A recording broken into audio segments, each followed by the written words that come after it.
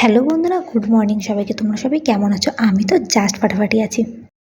আর আজকে একদম সকাল সকাল উঠে স্নান করা, জল ভরা সবই হয়ে গেছে। চকোস খেতে আমার অতটাও ভালো লাগে না, কিন্তু যেহেতু সকালবেলা আর কিছু খাওয়ার মতো নেই, এই জন্য দুধ দিয়ে চকোস বানিয়ে নিলাম। সকাল থেকে তাড়াহুড়ো করে অনেক কাজই সেরে ফেলেছি, কিন্তু বিছানাটা যেহেতু তোলা হয়নি, এই জন্য চলে আসলাম বিছানাটা তুলতে। বালিশের কভারটা কালকেই কাচা হয়েছিল, কিন্তু আমার আর পরানোর টাইম হয়নি, আর খেয়ালও ছিল না, এই জন্য বালিশের কভারটাও এখন পরিয়ে নিলাম। আমাদের ঘরদোরগুলো বেশ নোংরা হয়েছিল, এই জন্য আমি তাড়াতাড়ি করে কাজবাজ সারছিলাম, কারণ আজকে একটা দাদাকে ডেকেছি, সে আমাদের ঘরদোরগুলো একটু ধুয়ে দেবে। কারণ সাদা মার্বেলের মধ্যে একটুখানি দাগ হলে প্রচণ্ড বাজে দেখতে লাগে, আর অনেক দিন ঘরটা ধোয়া হয়নি, এই জন্য আজকে দাদাটাকে ডেকে নিলাম। দাদাটার জন্য কফি আর বিস্কুট বের করে রাখলাম, আর দেখো চালু মন দিয়ে দাদাটার কাজ দেখছে। ঘরদোরগুলো এখন যেহেতু চকচক করছে, এখন আমার মনটা শান্তি লাগছে। রিজু আমাকে অনেকদিন আগেই কয়েকটা জামা কাপড় দিয়েছিল, ওগুলোও কাচতে দিয়ে দিয়েছিলাম, আর ওগুলো এখন একটুখানি রোদ্রে মেলে দিচ্ছি। ডাইনিং টেবিলটা অনেক দিন ধরেই নোংরা হয়েছিল, সাইডে ওষুধ ফষুধ পড়ে একাকার হয়েছিল, ওই জন্য ওখানটাও পরিষ্কার করে নিচ্ছি, কারণ ঘরদোর পরিষ্কার যখন, ফার্নিচারও তো পরিষ্কারই থাকতে হবে। ঘরদোর পরিষ্কার করতে গিয়ে 3-4টে বল পাওয়া গেছে, 3জনকে 3টে দিয়েছি। ওরা তো বল পেয়ে আনন্দের শেষ নেই, কারণ ওরা বল নিয়ে খেলা করতে খুবই ভালোবাসে।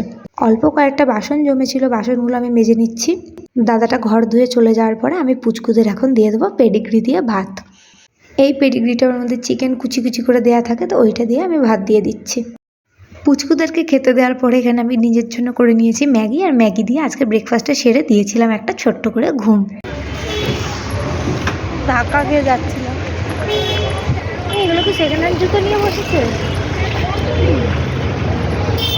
আমি অতিরিক্ত শখ করে একটা বন্ধুর সাথে দাদা বৌদি রেস্টুরেন্টে যাব বলে সাজুগুজু করেছিলাম, তারপরে হঠাৎ করে আমার মুড বিগড়ে গেল, ফোন করে বলেছিলাম আমি যাব না। যাই হোক, যাওয়া যেহেতু হয়নি, মন খারাপ করে লাভ নেই। আমি আর লাবণীতি বেরিয়ে পড়লাম, দুজনের জন্য নিয়ে চলে আসলাম বিরিয়ানি। আর হ্যাঁ, আজকে সকাল থেকে বাবা গেছে পিকনিকে, এই জন্য সকাল থেকে আমার কাজ বাজে শেষ নেই। ঘরে যা যা কাজ ছিল আমি সবই সেরে ফেলেছি। দুপুরবেলা খুবই খিদে পেয়ে গেছিলো, এই জন্য দুজনে মিলে বিরিয়ানি দিয়ে পেট পুজো করে গল্প করতে করতে একটুখানি ঘুমিয়েও পড়েছিলাম। বিরিয়ানির সাথে কেন জানি না আমার একটু কাঁচা লঙ্কা আর কোল্ড ড্রিঙ্কস ছাড়া একদমই চলে না, এই জন্য আমি বিরিয়ানি যখনই খাই একটা করে কাঁচা লঙ্কা নিয়ে বসি। তারপরে চলে এসেছিলাম ওপরে, আর ওপরে এসে সন্ধ্যেটা দিয়ে নিলাম। আজকের দিনটা লাবণীদির সাথে গল্প করে আর ঘরের কাজবাজ করতে করতেই সারাদিনটা কখন কেটে গেছে বুঝতেই পারিনি।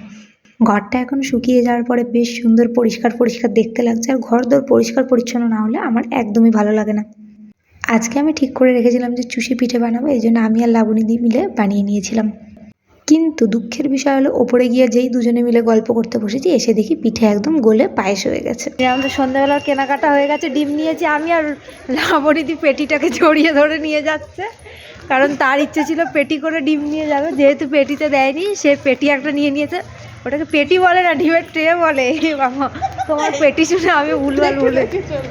হ্যাঁ, ডিম নিয়ে লাবণীদি খুব চিন্তিত, খালি আমাকে বলছে দেখে দেখে চলো, সাবধানে চলো। 105 টাকা নিল বলে। হ্যাঁ, 105 টাকার ডিম কিনা।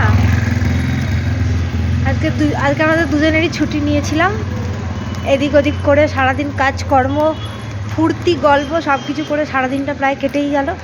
সামনে এখানে শুটিং ফুটিং হচ্ছে। তারপরে বাড়ি চলে এসেছিলাম, এসে দুজনে মিলে একটু গল্প করছিলাম, আর কী কী কেনাকাটা হলো সেটা দেখাদেখি করছিলাম। আর এদিকে দেখো একটা বিস্কুট খাচ্ছি, এদিকে চালু রকি এসে এখানে বসে পড়েছে।